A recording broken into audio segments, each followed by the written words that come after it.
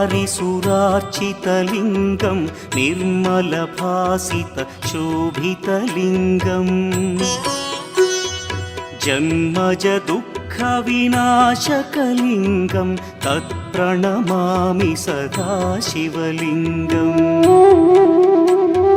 देवमुनिप्रवरार्चितलिङ्गं कामदहन करुणाकरलिङ्गम् रावणदर्पविनाशकलिङ्गं तत्प्रणमामि सदा शिवलिङ्गम्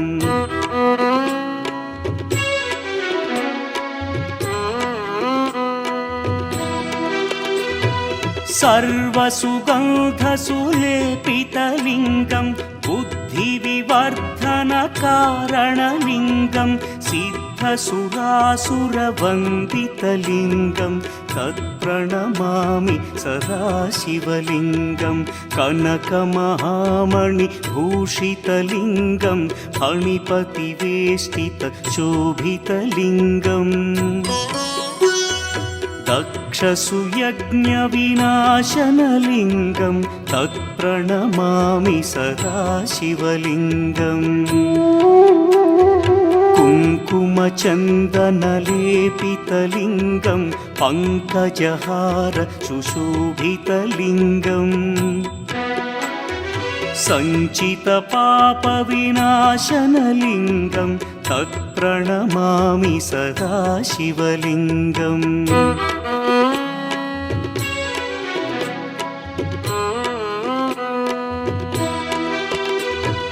देवगणार्चितसेवितलिङ्गं भावैर्भक्तिभिरेव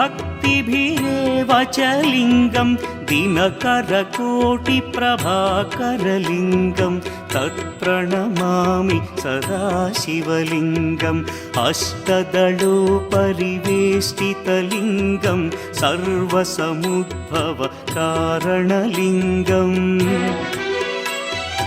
अष्टदरिद्र्यविनाशनलिङ्गं तत्प्रणमामि सदा शिवलिङ्गम्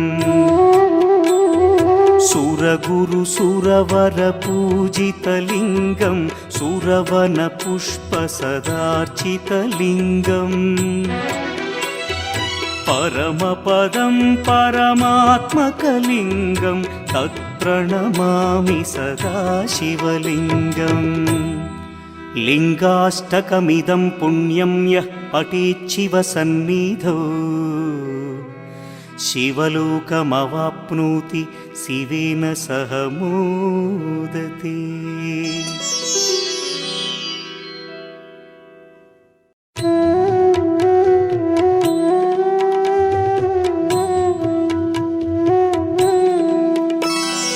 ब्रह्ममुरारिसुरार्चितलिङ्गं निर्मलभासितशोभितलिङ्गम्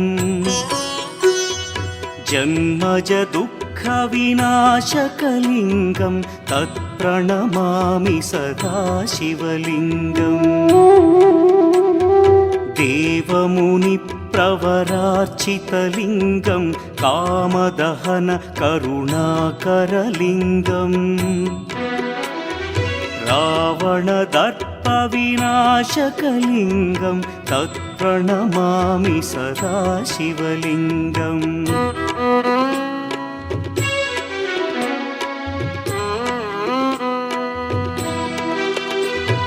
सर्वसुगन्धसुलेपितलिङ्गं बुद्धिविवर्धनकारणलिङ्गं सिद्धसुरासुरवन्दितलिङ्गं तत्प्रणमामि सदा शिवलिङ्गं कनकमहामणिभूषितलिङ्गं फणिपतिवेष्टितशोभितलिङ्गम्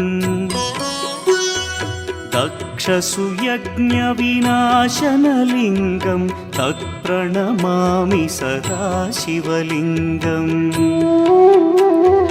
कुङ्कुमचन्दनलेपितलिङ्गं पङ्कजहार सुशोभितलिङ्गम् सञ्चितपापविनाशनलिङ्गं तत्प्रणमामि सदा शिवलिङ्गम्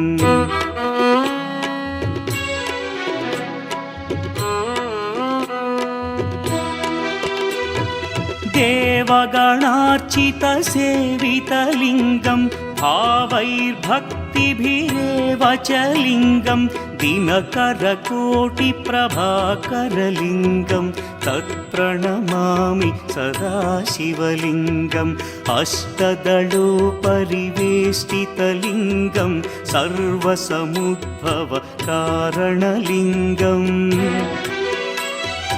अष्टदरिद्र्यविनाशनलिङ्गं तत्प्रणमामि सदा शिवलिङ्गम् सुरगुरुसुरवरपूजितलिङ्गं सुरवनपुष्पसदार्चितलिङ्गम् परमपदं परमात्मकलिङ्गं तत्प्रणमामि सदा शिवलिङ्गम् लिङ्गाष्टकमिदं पुण्यं यः पठेच्छिवसन्निधौ शिवलोकमवाप्नोति शिवेन सह मोदते।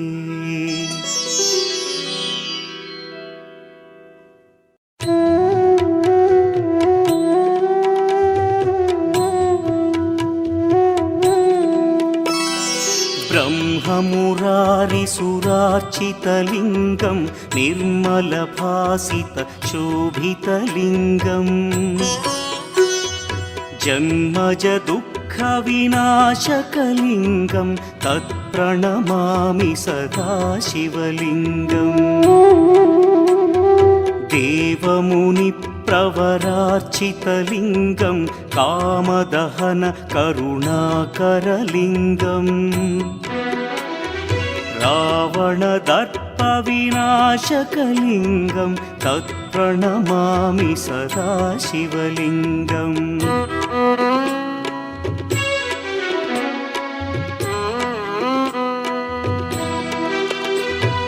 सर्वसुगन्धसुलेपितलिङ्गं बुद्धिविवर्धनकारणलिङ्गं सिद्धसुरासुरवन्दितलिङ्गं तत्प्रणमामि सदा शिवलिङ्गं कनकमहामणिभूषितलिङ्गं फणिपतिवेष्टितशोभितलिङ्गम्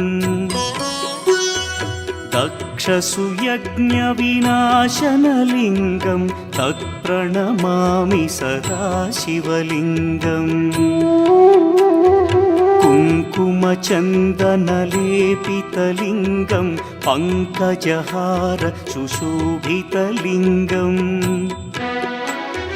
सञ्चितपापविनाशनलिङ्गं तत्प्रणमामि सदा शिवलिङ्गम्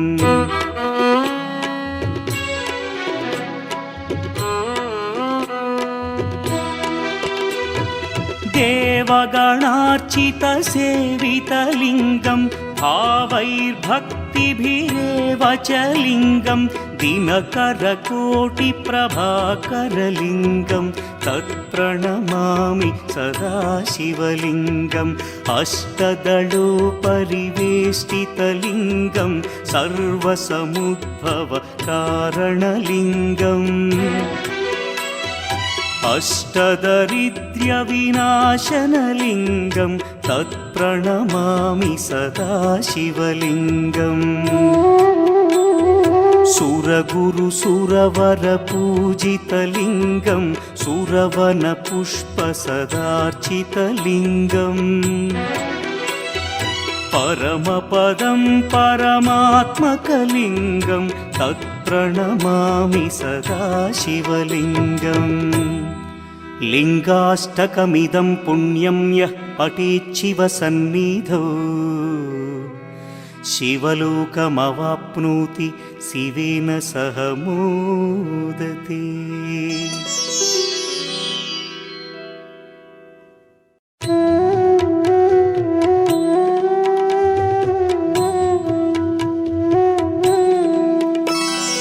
ब्रह्ममुरारिसुरार्चितलिङ्गं निर्मलभासितशोभितलिङ्गम् जन्मजदुःखविनाशकलिङ्गं तत्प्रणमामि सदा शिवलिङ्गम् देवमुनिप्रवरार्चितलिङ्गं कामदहन करुणाकरलिङ्गम् रावणदर्पविनाशकलिङ्गं तत्प्रणमामि सदा शिवलिङ्गम्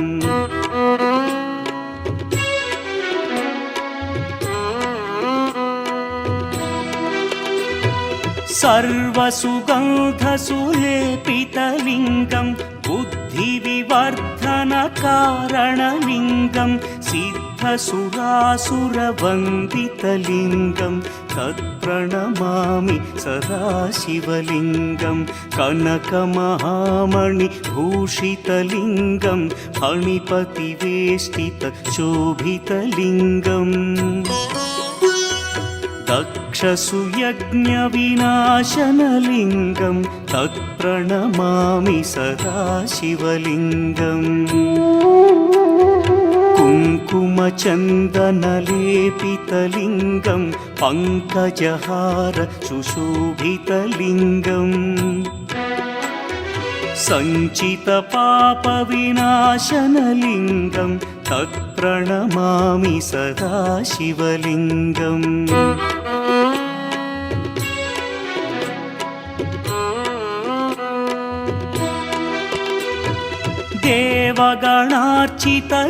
देवगणार्चितसेवितलिङ्गं भावैर्भक्तिभिरेव च लिङ्गं दिनकरकोटिप्रभाकरलिङ्गं तत्प्रणमामि सदा शिवलिङ्गम् अष्टदलोपरिवेष्टितलिङ्गं सर्वसमुद्भवकारणलिङ्गम्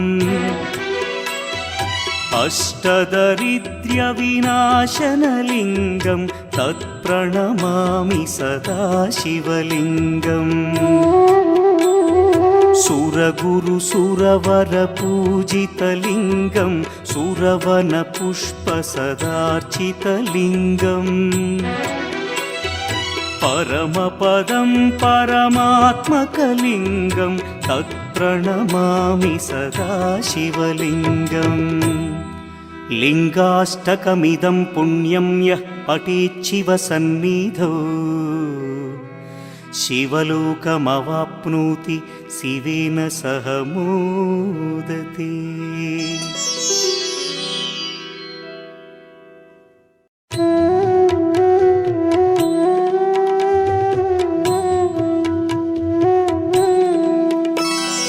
ब्रह्ममुरारिसुरार्चितलिङ्गं निर्मलभासितशोभितलिङ्गम्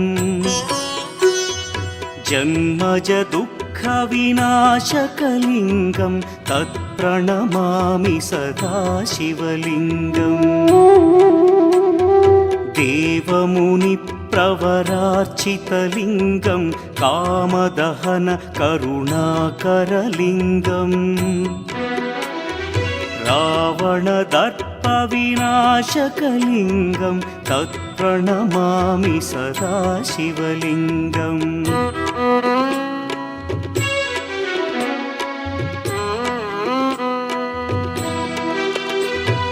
सर्वसुगन्धसुलेपितलिङ्गं बुद्धिविवर्धनकारणलिङ्गं सिद्धसुरासुरवन्दितलिङ्गं तत्प्रणमामि सदा शिवलिङ्गं कनकमहामणिभूषितलिङ्गं फणिपतिवेष्टितशोभितलिङ्गम्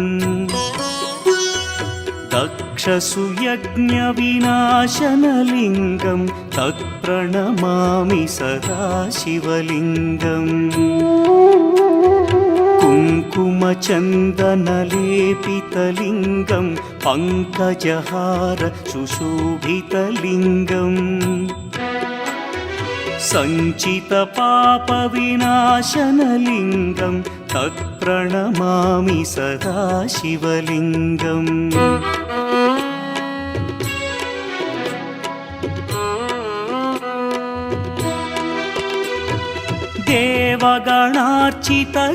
देवगणार्चितसेवितलिङ्गं भावैर्भक्तिभिरेव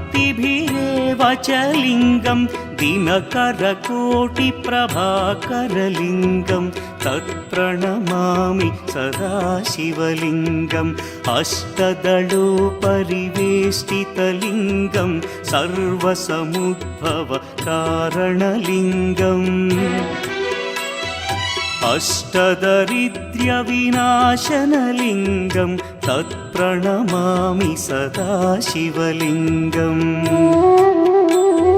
सुरगुरुसुरवरपूजितलिङ्गं सुरवनपुष्पसदार्चितलिङ्गम्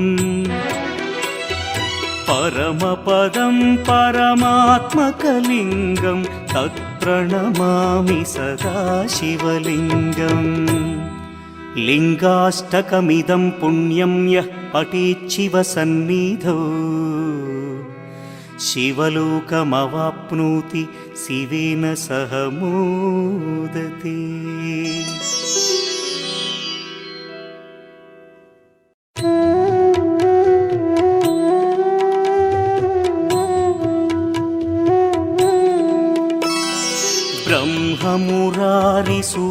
ब्रह्ममुरारिसुरार्चितलिङ्गं निर्मलभासितशोभितलिङ्गम्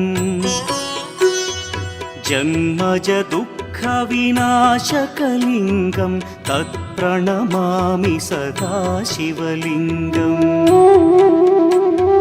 देवमुनिप्रवरार्चितलिङ्गं कामदहनकरुणाकरलिङ्गम् रावणदर्पविनाशकलिङ्गं तत्प्रणमामि सदा शिवलिङ्गम्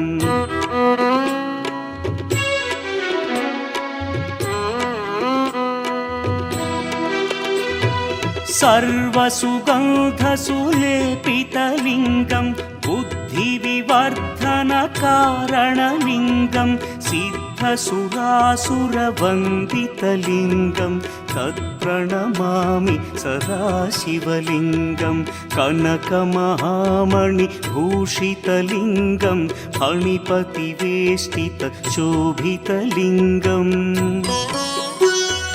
दक्षसुयज्ञविनाशनलिङ्गं तत्प्रणमामि सदा शिवलिङ्गम् कुङ्कुमचन्दनलेपितलिङ्गं पङ्कजहार सुशोभितलिङ्गम् सञ्चितपापविनाशनलिङ्गं तत्प्रणमामि सदा शिवलिङ्गम्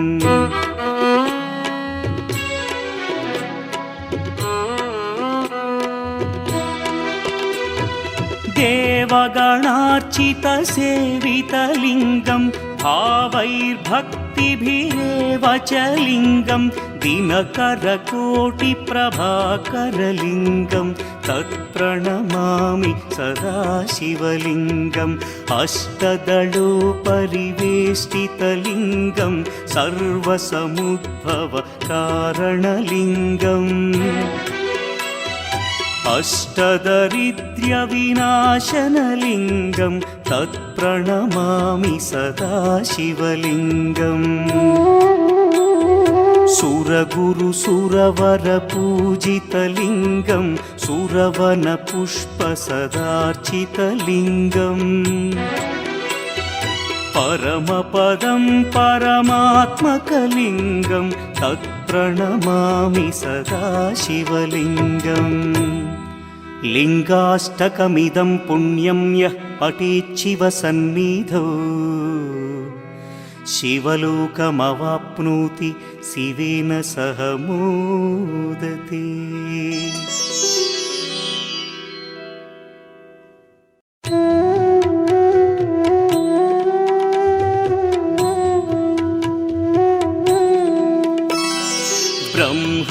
ब्रह्ममुरारिसुरार्चितलिङ्गं निर्मलभासितशोभितलिङ्गम्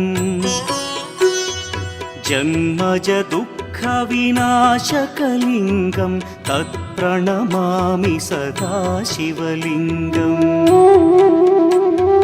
देवमुनिप्रवरार्चितलिङ्गं कामदहन करुणाकरलिङ्गम् रावणदर्पविनाशकलिङ्गं तत्प्रणमामि सदा शिवलिङ्गम्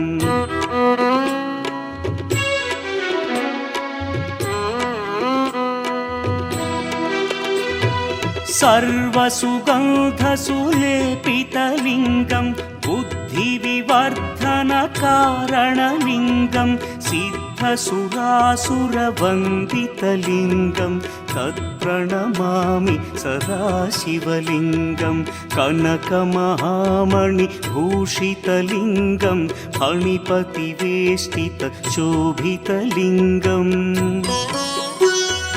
दक्षसुयज्ञविनाशनलिङ्गं तत्प्रणमामि सदा शिवलिङ्गम् कुङ्कुमचन्दनलेपितलिङ्गं पङ्कजहार सुशोभितलिङ्गम्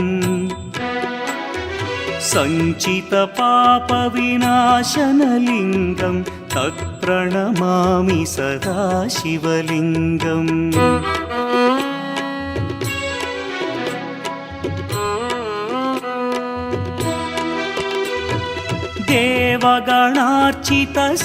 देवगणार्चितसेवितलिङ्गं भावैर्भक्तिभिरेव च लिङ्गं दिनकरकोटिप्रभाकरलिङ्गं तत्प्रणमामि सदा शिवलिङ्गम् अष्टदलोपरिवेष्टितलिङ्गं सर्वसमुद्भवकारणलिङ्गम्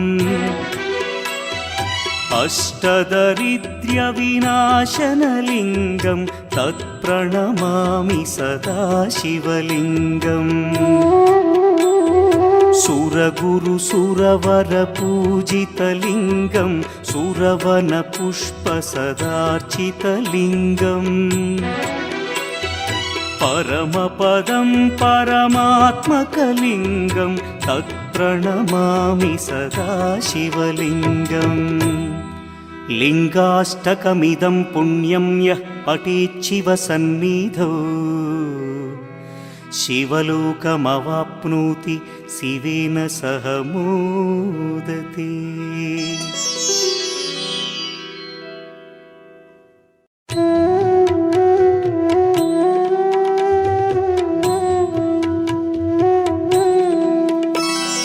ब्रह्ममुरारिसुरार्चितलिङ्गं निर्मलभासितशोभितलिङ्गम् जन्मज दुःखविनाशकलिङ्गं तत्प्रणमामि सदा शिवलिङ्गम् देवमुनिप्रवरार्चितलिङ्गं कामदहन करुणाकरलिङ्गम् रावणदर्पविनाशकलिङ्गं तत्प्रणमामि सदा शिवलिङ्गम्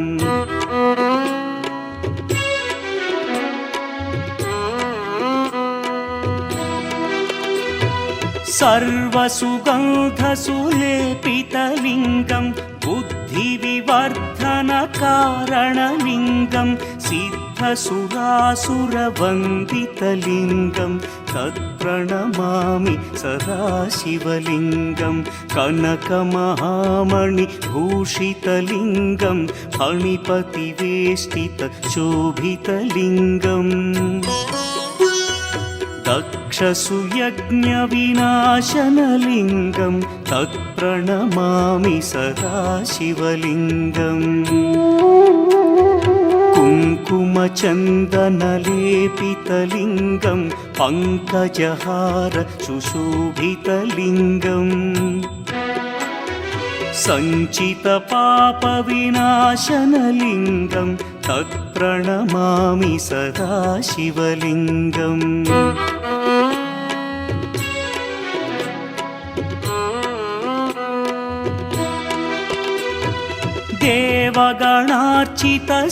देवगणार्चितसेवितलिङ्गं भावैर्भक्तिभिरेव च लिङ्गं दिनकरकोटिप्रभाकरलिङ्गं तत्प्रणमामि सदा शिवलिङ्गम् अष्टदलोपरिवेष्टितलिङ्गं सर्वसमुद्भवकारणलिङ्गम् अष्टदरिद्र्यविनाशनलिङ्गं तत्प्रणमामि सदा शिवलिङ्गम् सुरगुरुसुरवरपूजितलिङ्गं सुरवनपुष्पसदार्चितलिङ्गम् परमपदं परमात्मकलिङ्गं तत्प्रणमामि सदा शिवलिङ्गम् लिङ्गाष्टकमिदं पुण्यं यः पठेच्छिवसन्निधौ शिवलोकमवाप्नोति शिवेन सह मोदते।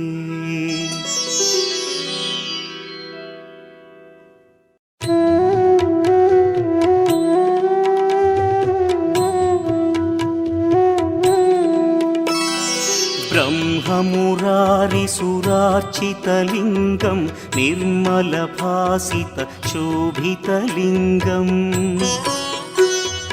जन्मजदुःखविनाशकलिङ्गं तत्प्रणमामि सदा शिवलिङ्गम् देवमुनिप्रवरार्चितलिङ्गं कामदहनकरुणाकरलिङ्गम्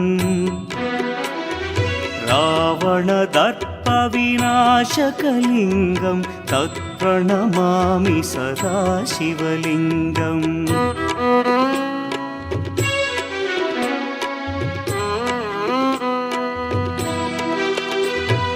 सर्वसुगन्धसुलेपितलिङ्गं बुद्धिविवर्धनकारणलिङ्गं सिद्धसुरासुरवन्दितलिङ्गं तत्प्रणमामि सदा शिवलिङ्गं कनकमहामणिभूषितलिङ्गं फणिपतिवेष्टितशोभितलिङ्गम्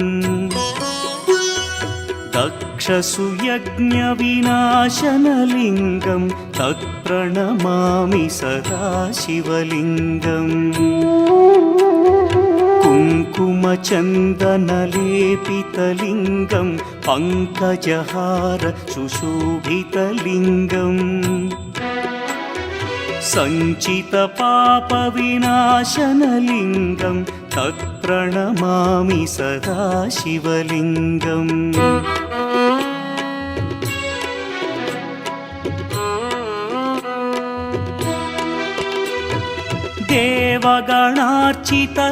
देवगणार्चितसेवितलिङ्गं भावैर्भक्तिभिरेव च लिङ्गं दिनकरकोटिप्रभाकरलिङ्गं तत्प्रणमामि सदा शिवलिङ्गम् अष्टदलोपरिवेष्टितलिङ्गं सर्वसमुद्भवकारणलिङ्गम् अष्टदरिद्र्यविनाशनलिङ्गं तत्प्रणमामि सदा शिवलिङ्गम् सुरगुरुसुरवरपूजितलिङ्गं सुरवनपुष्पसदार्चितलिङ्गम् परमपदं परमात्मकलिङ्गं तत्प्रणमामि सदा शिवलिङ्गम् लिङ्गाष्टकमिदं पुण्यं यः पठेच्छिवसन्निधौ शिवलोकमवाप्नोति शिवेन सह मोदते।